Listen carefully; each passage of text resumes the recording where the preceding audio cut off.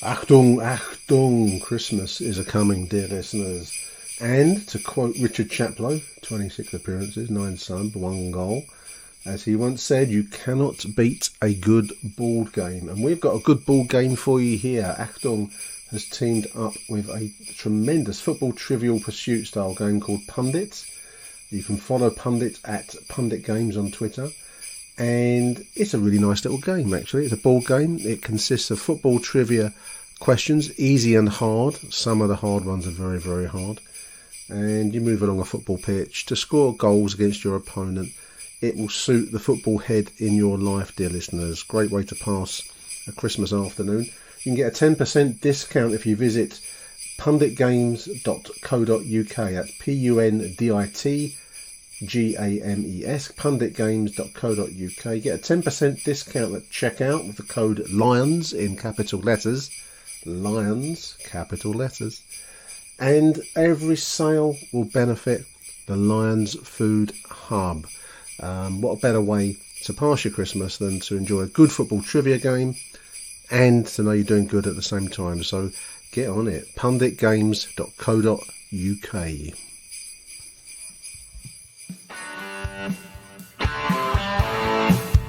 You're listening to Achtung millwall, broadcasting from the beautiful South Birmingham. Accept no substitute.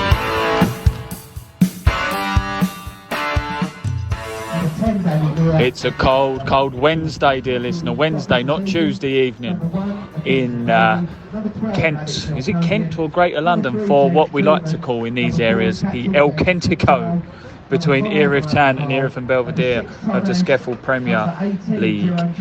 We go into this fixture at the Erith Stadium with Erith Town in their red and black strip against Erith and Belvedere in their familiar blue and white. My name is Michael Avery, and as always, I'm not going to self-proclaim myself the Skeffel King. I will sort of call myself the Skeffel Squire, or just bloke who knows what position teams are in through the duration of the season. And so, yes, here we are for this game for Achtung Grassroots. First v third, huge game today. Looking at the Erith Town team, we've got a number of players who've scored a lot of goals this season starting. You know, we know how the non-league is. Sometimes certain players you want aren't available, but Stedman Calendar, the number 9, is starting for Erith Town, who's been the danger man so far. But we also have some with Erith Town players like Alfie Macy, Harry Taylor on the bench ready to come on, with Alfie Eldridge, the number 14 as well. And you see, this sounds a lot more professional than normal. It happens because I'm sat in front of the whiteboard with the players' names on them. Normally, dear listener, as you know, it's like, the 12, the 10, the 7, or Dave Martin, who used to play. But we know they are this week. Not long to go now till kick-off. The players have just entered the field. You'll hear the referee players whistle shortly to call them in. On cue, he must be ready for me. And it is first v third, as we said earlier on, so a huge top of the table clash between the two sides. It's Derby Day.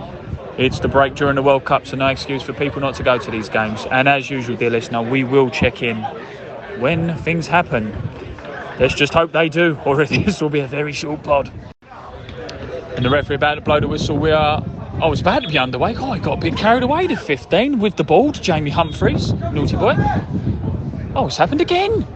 It's happened again. We can't do kick-off. It's happened again. Here we go. Calm down, 15. Right, here we go. Now we're underway. Third time's the charm. Erith and Belvedere going from left to right. Erith Town right to left. Long ball played over and out for a throw-in. I've not really done this because things have happened, but it just adds to the occasion that the game started, as we know. As we came into the game about 10 past 7, there was about 50, 60 people in attendance. There's a few more. It is cold, it is wet, I'm not going to lie. So that might damper the attendance, but it might not damper the atmosphere. Long throw there. Did you hear that? Did you hear the what? We didn't. Nothing came from it. It was rather a dramatic noise from the person taking the throw there. Another thing that's made some comments in the first couple of minutes by those in attendance is the size of the Erith and Belvedere boys. And it is true, when you get to non-league, you get a lot of big strapping lads. It's a bit of an understatement there. But I remember from the Wellington game a while back that me and Nick Hart went to when Erith and Belvedere were the home team. It's not necessarily the size of the players I'll be worried about, it's the speed of them. A lovely cross has come in just quickly from Erith and Belvedere while we're talking. tangle in the box, referee gives the foul to Erith Town. Not too sure of that, but still. He's closer to me, he's seen it. But no, going back to the point, Erith and Belvedere, they're very, very quick on the ball. And they like to, remember when we watched them play, they successfully like to play that ball out wide and cut in. So I wonder, will we see some more of that today? Will Erith Town nullify that? Because with all due respect to Wellington, the quality between the two sides is slightly evident. Just looking at the stats now. It's stats time. Can you help me open my piece of paper, please, random person sat next to me? Wrong side. Thank you. Now get me a beer. No, I'm joking. Right, so just looking at the stats going into this game now. Erith Town with manager Adam Woodward. We know Woody, good guy, regular on the podcast. Well, he was last season. He's not been on much this year. We'll have to change that. Currently on 25 points, third in the table. Played 12, won 8, drew 1, lost 3. Goals for column of 30 goals against 17. So yeah, they've got a plus 13 goal difference up against first placed Erith and Belvedere. Played 15, won 13, dear listener. 13 have won, drew to 1, lost 1. Goals for 43 against 15. So similar goals conceded. So they've got a rather large goal difference as well. We'll look at the last 5 results. So Punjab United beat Erith Town in the last game in the Skeffel Challenge Cup 1-0. Then we had Lordswood 5-0 win away for Erith Town. The K Sports game, which I went to, but Nick didn't put up. I spend all this time recording these things and he didn't put it up. But no kidding. They lost 2-1 at home. They lost 2-1 away at Hollands and Blair, and they won 3-1 away. At home to Holmesdale. But remember, these just include the league games. So they're doing very well in the FA Vars at the moment, and have gone through to the next round, which has impacted their domestic season slightly. Erith and Belvedere, they won 2-0 at home against Canterbury. They won 2-0 at home against Rustle. They drew 2 away at Whitstable, and their only loss so far this season was a very surprising. If you're into the Skeffel divisions, dear listener, you'll all be very surprised. They lost 5-1 at home to Tunbridge Wells, which is a result no one saw coming. You know, that would be the coupon buster if you bet on this level every week. And then they won away against Sutton Athletics. So top goal scorers for the two teams, as we said earlier on, for Erith Town is Stedman Calendar with 11, and Alfie Eldridge is next behind with 5. And for Erith and Belvedere, Danny Lear has 9, Nathan Palmer has 9, and Tyrell Richardson Brown has 6. I have 2 people sat next to me. What? I will keep them anonymous until we get bored and say who they really are. But Tony, yes, I know Tony from Welling. They won't know who you are. That's why we're keeping it anonymous. And Mrs. Tony from Welling, dragged along. Man United fan, dear listener. Never been to Old Trafford. Thought I'd get that in. So what do you think score-wise tonight? What do you think, Tony from Welling? I said 4-2, Erith Town. I think it's either going to be one of them games where you go all out, or it's going to be very cagey. But the way it's starting, I can see there being goals. That's got 0-0 written all over it then. Mrs. Tony from Welling. I think it might be 1 each. 1 each. She's known to sit on the fence. There are splinters with that scoreline. We'll see how it goes. Up the Dockers, up the Deers. There's another irony in non-league football. We've seen some weird things, obviously. Last season we had the Sesame Street t-shirts, we saw drums, ultras, remember, at VCD. But now we have a man standing next to a sign that says no standing. Have we got anarchy? Have we got anarchy in the Erith Stadium? There's a man with next to a no standing sign. Or it could be, dear listener. Who remembers Dino standing at Millwall? Could be no Dino standing, you never know. He could be banned. But that could be libelous. So keep it in. Or if it's too slanderous, get it out. But no, there is a man standing next to a no standing sign. Let's see how long he's there for. Let's do a sweep. He'll be gone in an hour. Anyway, back to the game. There's a lot of football in the air at the moment between Erith and Belvedere and Erith Town. Not really keeping it down too well. In the space of about 8 seconds there, I think there was about 4 or 5 headers and a volley. 17th minute, the first goal for Erith and Belvedere, scored by number 10, Danny Lear. Danny Lear with the first goal there, we are over the tunnel. It was a long throwing in, headed out wide to Danny Lear, the number 10. who's turned. It was on the turn, first time hit on the turn. Would you say? Yeah, pretty much, wasn't it? Yeah, good angle through the legs of the defender into the bottom corner, beating Mackenzie Foley in the Erith Town goal. As Mrs. Tony from when it was said, it looked like it was slow motion as well. It was slow motion. Yeah, it was one of those. Do you know what? I think the keeper thought it was going wide because he didn't really go for it, did he? He did stay still, so he didn't really go for it. It's a disappointing one to let in truth. If you're Adam Woodward, you'd be a little bit disappointed, but it's a good hit on the turn. He's beat the defender who's blocking the view, and there you go. Now it's 1-0 to the Deers. So it's the away team at the moment who are leading the local derby. Not too much action in truth. Again, a lot of football's been in the air, and that's been the first real shot on goal so far from both sides, or both. The only shots really challenged either keeper. So there'll be more in this game. I remember Erith and Belvedere, Erith Town last year at Parkview Road. It started a bit slow, started a little bit cagey, and then it really got lively towards the end. It's going to be an interesting game because the rain is still coming down. The pitch is in good condition, so fair play to Erith Town's groundsman, but the pitch is still in good condition, but this ball is zipping around and you don't know what's going to slip out of the goalkeeper's hands. Maybe that 4-2 was looking likely. Erith and Belvedere come close there on the right hand side. Player comes in. Which player was it who came in on the right hand side? Who was it, the player on the right hand side? Was it the 7, wasn't it? Was it 7? Yeah, the 7. Tyler Richardson Brand, third top goal scorer, cuts inside on the right hand side. Really should have had a shot, but somehow he cuts it and hits it back on the defender and the keeper Gav as well there. This rain is shocking. I said it was a little bit wet earlier on. Moist is the word. Not many people like the word moist. Is it a podcast friendly word? We'll put a poll out, but anyway, it isn't moist anymore. It is chucking it down.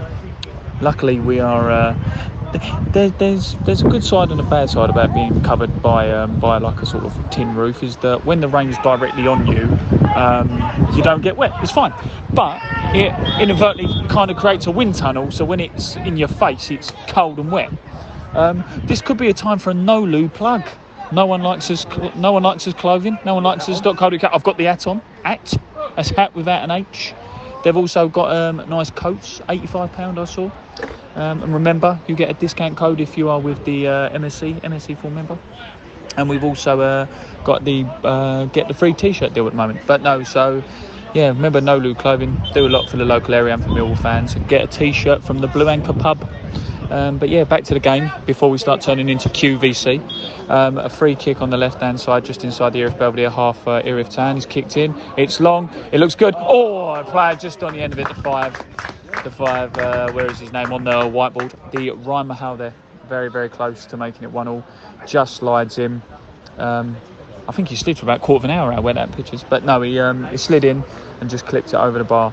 The rain is coming down, and I do feel for the ball boys and the players who have to warm up in this, because good God, it's wet and cold. But Erith and Belvedere now on the right hand side, about to take a throw. I'd say about sort of 10 yards away from the 18-yard box. The 8 who's not wearing gloves and short sleeves in this weather. Is he mad?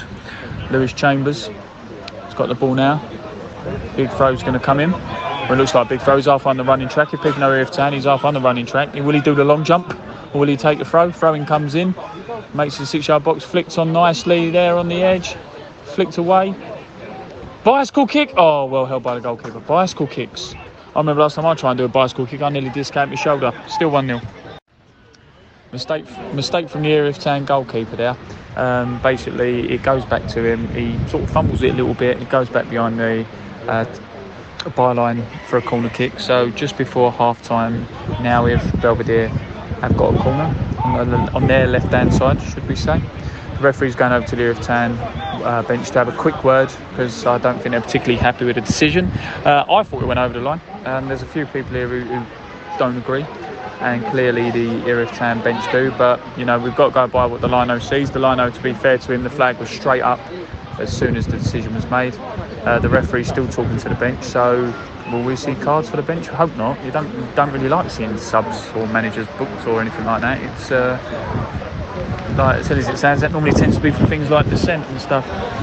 I'm moving backwards where it's a bit drier. The Kent Messenger newspaper man. Oh no. And someone in the attendance has just banged their head on the desk of the press box. He's fine. if you had a brain in area, don't even know the geezer I'm talking about. Corner comes in from the left-hand side. Oh, and it's headed clear by the defence just before half-time. Erith and Belvedere clip the ball back inside. Looks like, I think a line of flag will come up, maybe not. On the edge of the box, goes out wide again. Great tackle by Erith Town to get it out. And away it's cleared. So it's half-time here at the Erith Stadium, and Erith and Belvedere, the visitors, are still 1-0 up. And it's not been the worst game. In truth, there's not been much action from both sides. And the way both teams play is kind of predictable in the sense that they look to be doing the same things repeatedly. Sometimes they work out, sometimes they don't. Neither goalkeeper's really been tested apart from the goal we went in the bottom corner.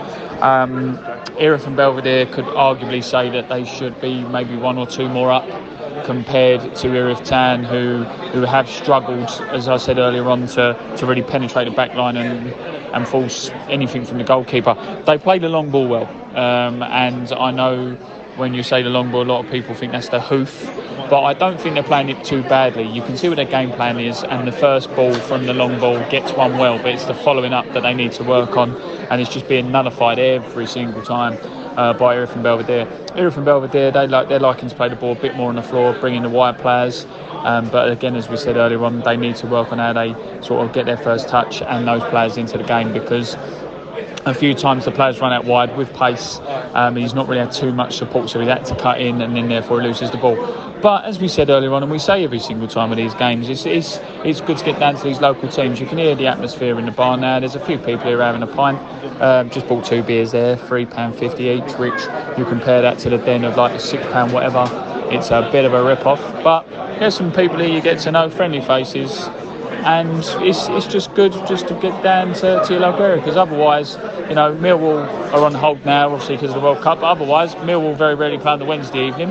There's a local game on, get down here. Still got another 45 minutes to go. You never know where legs start to get a bit tired and tactics change, and a little bit of desperation we might see some other things, but will we stay 1-0? I can't see there being too many more goals in it unless something drastically changes, because I don't think there's been the sort of promise in the first half that would say there would be more goals, but football's a funny old game, you never know. Achtung, Millwall. We're back here for the second half, and there was a huge error from Erith Town. Big kick up the pitch. It looked like an easy clearance from Erith Town to get the ball out. But then what's happened is he's completely sliced it. The 9 for Erith and Belvedere's run through on goal, and he's just one-on-one with the goalkeeper to make it 2-0 so early in the half, and he's put it wide. He's dragged it wide. I think that's the word, so he's dragged it wide. Unfortunately, for those who wanted to know the names of players, I no longer will be able to do that because we've moved locations, so we could arguably stay a bit drier. But stupidly, we seem a bit more in the open, so I'm not sure if this will be a schoolboy error. But yeah, so it'll just be back to the numbers now, but the nice long ball's played upfield. Erith Town, I tell you what, this ball is slipping all over the place. The Erith Town goalkeeper's come to clear it. It's bounced up, slipped out of his hands, hit him in the chest, gone outside the box on the left-hand side, and he's under pressure from the 9. And what was a simple gather for the goalkeeper's now turned into a throw-in to Erith and Belvedere. Rainwater running off of stairs near us, like a waterfall, really generally like that. Half the athletic rink's waterlogged. It's crazy out here today, really wet. So full credit to the players who are playing in this. Corner on the left-hand side comes in from Erith and Belvedere. It's met near post. Is it gone in? Is it in? Oh! Cleared off the line, looked like. A header in. Erith and Belvedere player goes to win the ball, and I've had to strategically place my brolly so I don't get drenched. Oh! A red card's been given. A red card has been given. I was too busy strategically placing red umbrellas. Anyone know what that was for? He threw the ball at his head. That's the ungenerally conduct, I'm guessing. Yeah. What team? Erith Town, yeah? Erith Town. Good thing someone else is watching. But yeah, so they're down to 10. This is going to make it a lot more interesting. We're getting to a point now where the ball, when it's in the air and it bounces, it zips along okay. But just a moment ago, an Erith and Belvedere through ball was played, and it slowed down a little bit. So, yeah, I know I keep going on about these conditions, and I know it sounds know it sounds like I'm having a good old moan, don't get me wrong, but I mean, for those who know the Erith and Erith Town Stadium well, basically you've got a green fence just in front of the stand. We'll put a picture up so you can see on the show and the tweets and everything, but basically you've got a green fence just in front of the stand, and then I'd say you've got about 6 to 10 feet of concrete before you get to the running track, and basically from that green fence up until the second lane of the running track is basically underwater. So again, full credit to the team who are the ground staff here for getting this pitch ready, because it's draining pretty well at the moment. But I mean, this is what some of the surrounding areas, you've got like little balls next to you here, where it's running down onto the track. The track is absolutely submerged. The first 1, 2, 3, 4, 5, 6 rows aren't even being used by people anymore. As well as many other people, are using our umbrellas literally on our laps. The stopper's getting absolutely soaked to the bone. But at least that £3.50 pint is being refilled, so you get your money's worth, certainly. So I've had 7 pints for the cost of £3.50. There you go. Ball's played through up front. That's a lovely through ball to the 12. Plays it across goal. And the number 5 just plays it from Erith Town, plays it over the bar for a corner. Lovely little build-up play by Erith Town there. That's the first real. Belvedere. That's the one. Too many Eriths. But yeah, I think that's the first time there's actually been some nice passing movement in the game. Yeah. Would you agree? Yeah, definitely. I'll tell you what, fair play to these boys out here with this weather, because that's why I said it's crap. I'll tell you what, crap. We're sitting here in the stand, we've got our bodies up in front of us to protect us, and it just goes to show that the ball was about 2 feet in front of us and none of us moved to go and get it. So, no, exactly. Yeah, exactly. But no, I'll tell you what, back to the football. Yeah, nice football there. And full credit to the fella who's been stood out there all that time and is pissing down the rain with his phone. I'll tell you what, let's hope he's got water damage on his phone insurance. But now we've got a throw-in on the left-hand side from Erith and Belvedere. They're taking their time taking this. There's not long left to go. And 1-0 is going to be a good result here. Local derby. Very, very sort of professional game management performance by Erith and Belvedere. They've let Erith Town win that sort of first ball from flick-ons and everything like that, but they've not done a lot with it. If you're Erith Town, you'd be disappointed with this in the sense that there's not been too much action for the Erith and Belvedere goalkeeper to deal with. And there's been a few times you've actually got away with murder, like a little bit, in the sense that, you know, if it wasn't for better touches and better finishing from Erith and Belvedere, you're probably looking about 3-4-0 to the visitors. Ball in the middle of the field now with Erith Town. He's now gone back out wide. The red card's definitely affected Erith Town. They've not really been in the game at all since the red card. But there's been even little threat now. I mean, since the red card, how much of the Erith and Belvedere keeper had to deal with? Yeah, all right, I'll give you that. Yeah, I'm probably looking at possession-wise. I think they've had more possession. Yeah. Well, I'd say so, but nothing. Yeah, exactly. Yeah, nothing's coming of it. I'll take that back. I do apologise. Oh, no apology needed. No, it's just right once again, Mark Avery. Yeah, first time for everything. Yeah. Big long kick now from the Erith Town goalkeeper, trying to look up to pitch. Too long. Straight out for a goal kick down the other end. The frustration is starting to set in. Not long to go now. I do honestly think that if can you see it? Can you see him snatching the point? No. And it would be obviously as neutrals it'd be nice to get a couple of goals here, but I can't see any more goals in this game. Erith and Belvedere, they're not under any real pressure. They'll take the 1-0 as 3 points. They're away from home against local rivals. They'll take the points, and they're just settled there. A bit of game management, you would say. Game management, GM. Now in the coffin for Erith Town, it's Erith and Belvedere who double their lead to make it 2-0. Some nice interplay in the middle of the park there, sees the player in space, opens his body up and he just puts it to the keeper's bottom right, and just completely no chance with the save. Erith and Belvedere from just down the road, not too far away, double their lead and will definitely walk away with the 3 points here.